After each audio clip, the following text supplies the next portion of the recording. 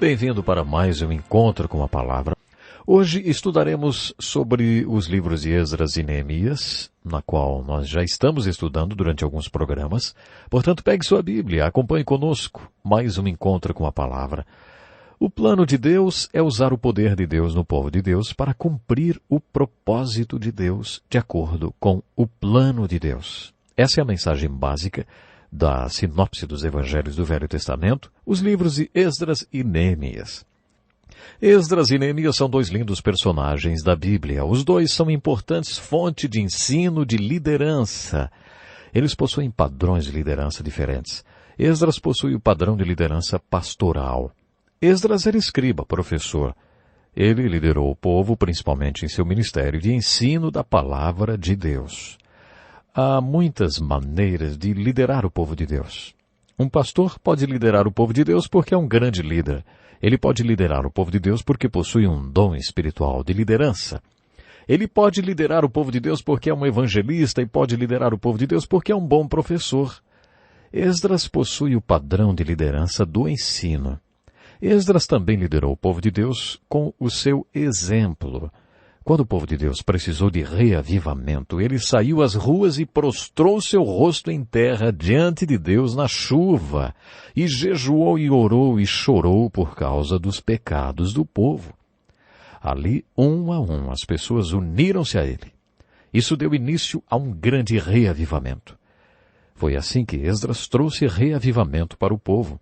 Neemias era um líder diferente. Quando ele era governador, o povo precisava de um reavivamento. Os judeus tinham se casado com pessoas pagãs dos outros povos quando estavam na Babilônia e também depois de terem retornado de lá.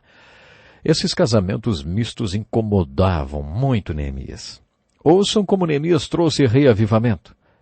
Naqueles dias vi alguns judeus que haviam se casado com mulheres de Asdod, e Amon e de Moabe. Metade dos seus filhos falava a língua de Asdod ou a língua de um dos outros povos e não sabiam falar a língua de Judá. Eu os repreendi e invoquei maldições sobre eles. Bati em alguns deles e arranquei os seus cabelos.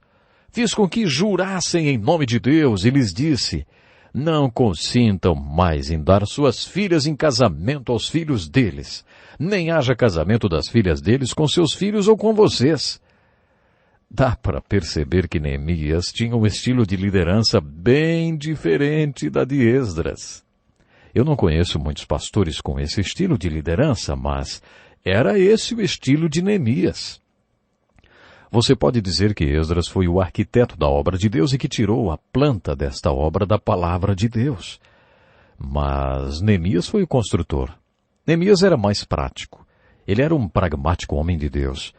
Neemias era o executor espiritual. Ele acreditava em pôr a mão na massa e só parar quando a obra de Deus estivesse pronta.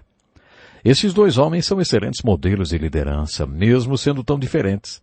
Agora que vamos estudar o livro de Neemias, devemos procurar os princípios ou atributos de liderança que Deus quer encontrar no homem quando uma obra importante precisa ser executada. Leia o livro de Neemias e veja quais são essas características. Chamei o livro de Neemias de O Perfil de um Líder para a Obra de Deus. Essa é a primeira característica que Deus deve encontrar em uma pessoa quando quer alguém para liderar uma obra como a que ele quis executar nos dias de Neemias. Deus procura pessoas preocupadas com a obra que ele quer fazer. Como pastor, quando as pessoas me procuram para dizer: pastor, devemos fazer alguma coisa em relação aos jovens, estamos preocupados com eles. Quase sempre eu peço para que as pessoas venham trabalhar com os jovens. O que tenho percebido é que as pessoas que se preocupam com a obra geralmente são aquelas que Deus está chamando para fazer aquele trabalho específico. Um dos primeiros sinais de que Deus quer fazer uma obra através de você é você estar sempre preocupado com aquele trabalho. Portanto, como pastor, sempre procuro pessoas preocupadas com o trabalho específico que precisa ser feito. Se Deus deu a você uma preocupação por um trabalho em especial que precisa ser feito e se você está orando por ele, pode ser que Deus queira que você seja parte da resposta da sua oração. Quando Deus quer uma pessoa para liderar, ele deve ter uma palavra de Deus com respeito à obra que ele quer que seja feita. Eu já disse isso em nosso último programa. As pessoas que fazem grandes obras para Deus, especialmente aqueles que descobriram obras grandes para serem realizadas, encontraram a visão desse trabalho na palavra de Deus. Elas tiveram revelação na palavra de Deus sobre a obra de Deus. Isso está ilustrado no livro de Neemias. Neemias mostrou que tinham uma grande preocupação com a obra de Deus. Em Neemias 1 e 4, nós lemos o que aconteceu quando ele soube que os muros de Jerusalém estavam derrubados e que a cidade era um monte de entulho. Quando ouvi essas coisas, ele diz, sentei-me e chorei. Passei dias lamentando-me, jejuando e orando ao Deus dos céus. Com isso vemos que Neemias se importava. Ele não era indiferente, ele realmente se importava e se preocupava com a obra de Deus. A seguir, lemos no capítulo 1, versículo 8 e 9, que Deus coloca a seguinte verdade no coração de Neemias. Jerusalém é o lugar que escolhi para viver e a minha cidade está em ruínas. Neemias recebe a palavra de Deus referente à obra que Deus queria que ele fizesse. Deus queria que Neemias reconstruísse os muros ao redor de Jerusalém. Deus deve encontrar uma pessoa comprometida com a obra que ele quer que seja feita. O homem ou mulher líder da obra de Deus deve preocupar-se com a obra de Deus. Essa pessoa deve ter recebido uma palavra de Deus com respeito à dele e deve estar comprometida com esta obra quando Deus lhe mostrar qual é. Neemias nos mostra seu comprometimento com a obra de Deus quando Deus revela qual é a obra a ser feita. Neemias nos mostrou seu comprometimento com a obra de Deus quando era copeiro do imperador. Naqueles dias, se você fosse copeiro de um rei, tinha que experimentar o vinho antes que o rei, bebesse aquele vinho. Se alguém tentasse envenenar o rei, você beberia o veneno e salvaria a vida do rei. Porque você, copeiro, é que morreria e não o rei. Como copeiro, Neemias estava frequentemente na presença do rei. Havia uma lei na Pérsia e Média que proibia que as pessoas se apresentassem com aparência triste ou negativa diante do rei. Tinha que sempre estar alegre, positivo, isso mesmo, dando risada. Naqueles tempos, eles estavam por dentro do assunto de pensamento positivo já. Eles sabiam que devemos ser positivos, que quando alguém pergunta como vai, não devemos dar uma resposta triste nem negativa. Se você estivesse deprimido na presença do imperador da Pérsia, poderia ser morto. Sempre tinha que estar feliz diante dele. No segundo capítulo de Neemias, lemos que um dia o imperador olhou para Neemias e disse, por que seu rosto parece tão triste? Neemias conta que teve muito medo. O rei disse, essa tristeza só pode ser do coração. Neemias escreveu assim, com muito medo, orei ao Deus dos céus. Nessa hora, Neemias mostra seu comprometimento. Como não estaria triste o meu rosto se a cidade em que estão sepultados os meus pais está em ruínas e as suas portas foram destruídas pelo fogo? Neemias poderia ter sido morto por isso. Basicamente ele disse, sim, eu estou muito triste e eu vou dizer por quê. Neemias poderia ter sido executado naquela hora. Por isso ficou com tanto medo e respondeu em atitude de oração.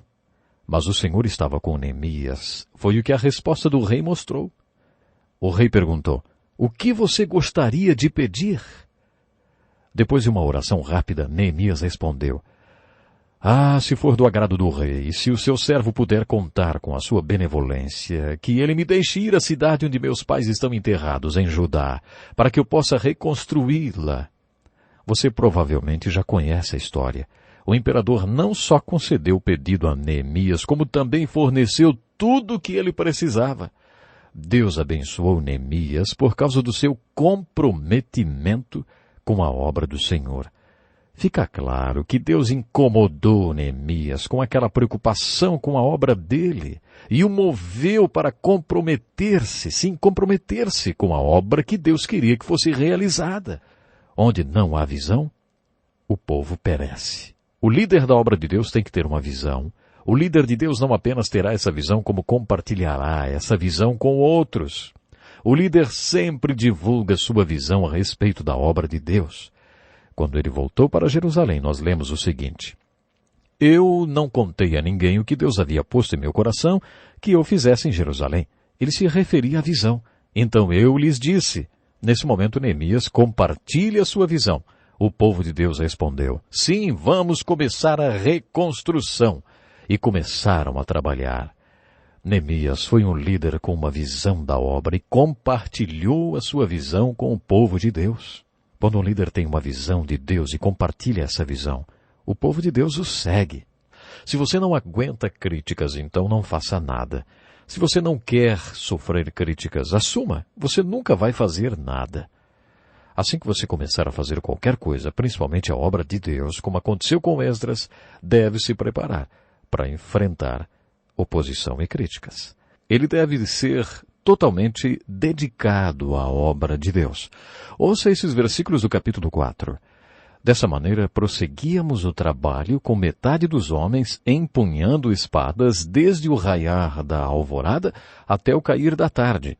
Naquela ocasião, eu também disse ao povo: cada um de vocês e o seu ajudante devem ficar à noite em Jerusalém, para que possam servir de guarda à noite e trabalhar durante o dia. Eu, os meus irmãos, os meus homens de confiança e os guardas que estavam comigo, nem tirávamos a roupa, e cada um permanecia de arma na mão. Essa acaba sendo uma ilustração muito perfeita do que significa dedicação. Observe que Neemias diz nós, quando descreve essa definição de dedicação, vamos dizer assim.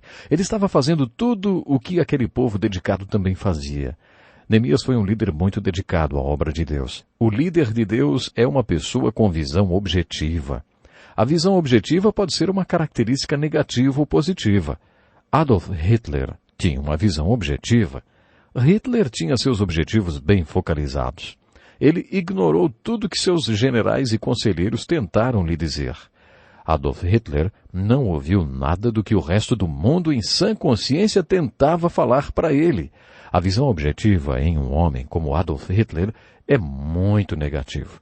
Mas a visão objetiva pode ser uma característica positiva de um homem de Deus que está fazendo a obra de Deus. Neemias estava focado em um objetivo que não o deixava tirar os olhos daquilo que Deus tinha colocado no seu coração. Ninguém conseguia tirar Neemias da obra de reconstrução do muro. Ouvimos Neemias dizer: estou executando uma obra e não posso descer. Por que parar a obra para ir encontrar-me com vocês? Muitas pessoas tentaram de todas as formas enganá-lo e fazê-lo descer do muro, mas não conseguiram desviá-lo do seu objetivo.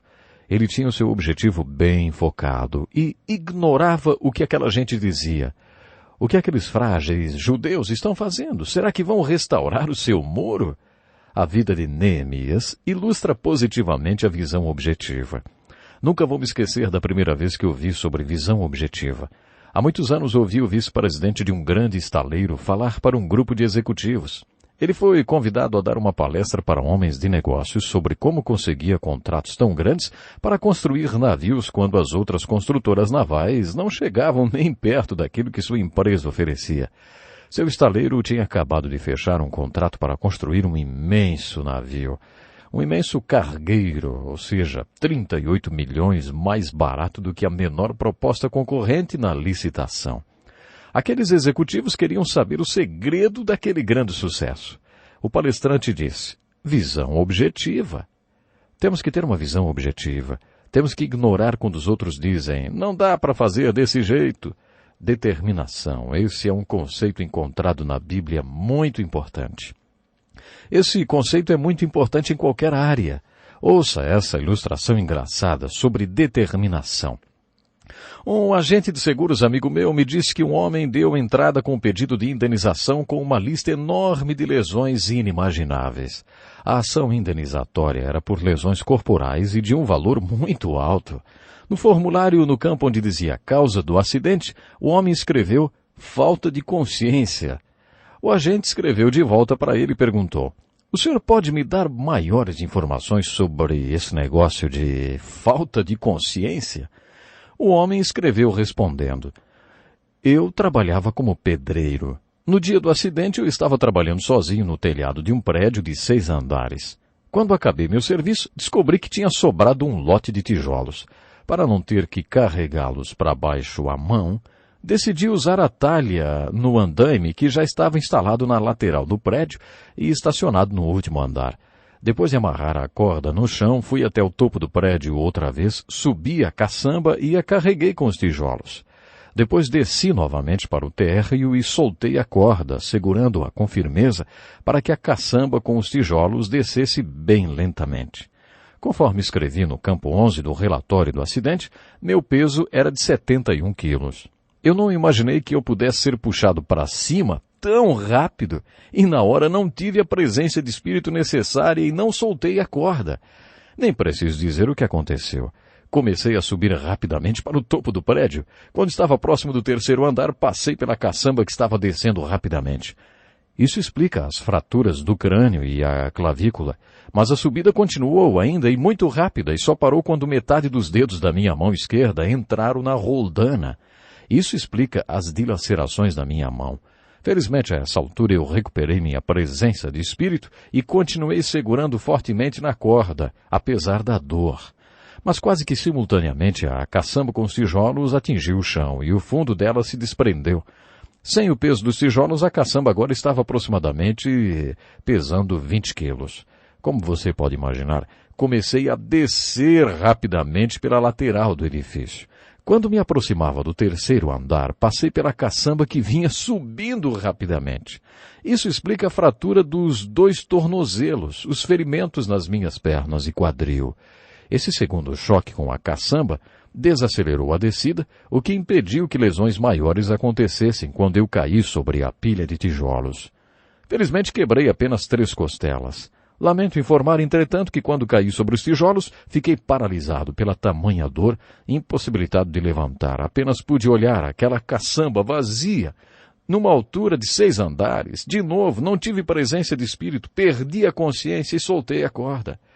Essa é uma boa ilustração do que chamamos de determinação. Hoje ouvimos muito falar sobre determinação. Neemias nos mostra que a visão objetiva ou a determinação é uma das características de um grande líder. Neemias nunca perdeu a sua presença de espírito. Neemias jamais soltou a corda. Observe como Neemias tem um sentimento forte em relação à obra de Deus. No capítulo 5, Neemias percebe que tem alguma coisa errada, que algumas pessoas estão roubando outras com cobrança de juros. Neemias os força a entrar em acordo para que não cobrem juros dos seus companheiros judeus. Você se lembra como Neemias tratou aqueles pais que tinham permitido que seus filhos casassem com pessoas de outros povos? Neemias os amaldiçoou, bateu neles, os derrubou no chão e puxou seus cabelos. Ele faria a mesma coisa com esses judeus espertinhos. Quando você observa a maneira como Neemias lidava com essa gente difícil, percebe que ele era um homem de fortes convicções. Neemias sabia que estava fazendo uma grande obra. Ele tinha certeza que Deus o havia chamado para fazer aquele trabalho. Isso fez de Neemias um homem muito confiante. A coragem é uma característica importante no perfil do líder que Deus usa. Em Romanos capítulo 5, o apóstolo Paulo descreve um processo no qual Deus usa o sofrimento para preparar o líder para a sua obra. Como parte do processo, Deus usou o sofrimento para produzir o tipo de perseverança que não permitirá que o líder desista. Quando Paulo descreve essa característica, ele diz: "E a esperança não nos decepciona, porque Deus derramou seu amor em nossos corações por meio do Espírito Santo, que Ele nos concedeu." No original, o significado desse versículo é: ninguém vai pô-los para correr, eles vão persistir. Se você visitasse missionários espalhados pelo mundo, essas pessoas que são importantes veículos através dos quais Deus faz sua obra, constataria que a perseverança é uma característica vital para eles. Eles ficam lá e ficam por 25 anos, 45, 50 anos no campo missionário. Às vezes demora 15 ou 20 anos até que a primeira conversão aconteça. Essa qualidade, a perseverança, é essencial nas pessoas que lideram no trabalho de Deus. Às vezes acho que na obra de Deus e na igreja pensamos que organização não é uma questão espiritual. Algumas pessoas expressam seu julgamento negativo com relação à organização dizendo: "A sua organização vai tirar o Espírito Santo da igreja." Parece que eles pensam que ou é uma coisa ou é outra, quer dizer, ou é uma igreja com uma unção vibrante do Espírito Santo, ou é uma igreja organizada. Neemias nos mostra que as duas bases são necessárias. Se você estudar a Bíblia, o guia para a igreja e para a obra de Deus, descobrirá que organização não é opcional. A organização é ensinada nas Escrituras. Na Bíblia, há uma estrutura definida, prescrita para a obra de Deus na igreja. O líder da obra de Deus frequentemente é um homem que tem dons relativos à organização, dons de organizar o trabalho. No capítulo 7 de Neemias, lemos o seguinte: foram nomeados os porteiros para governar. Eu encarreguei, ele diz. Eu lhes disse, também designei, reuni os nobres. E Neemias tem o perfil de um líder com dons de organização. Na Bíblia, os líderes no estilo de Neemias frequentemente apresentam esse dom organizacional. Também são frequentes os líderes tipo Esdras, mas que não têm esse dom. O tipo Esdras não tem o dom organizacional. O líder de Deus é uma pessoa que estabelece metas prioritárias. Neemias reúne o povo e o faz entrar em acordo quanto a certos assuntos que envolviam prioridade. O líder de Deus é uma pessoa com um cajado de pastor. O líder de Deus é uma pessoa que reconhece seus limites humanos. O líder de Deus é uma pessoa que pode afirmar como Jesus: eu te glorificarei na terra, completando a obra que me deste para fazer. Isso está em João 17:4. Neemias terminou o muro. Não podemos nunca perder a visão da linha de chegada quando trabalhamos na obra que Deus quer fazer através de nós.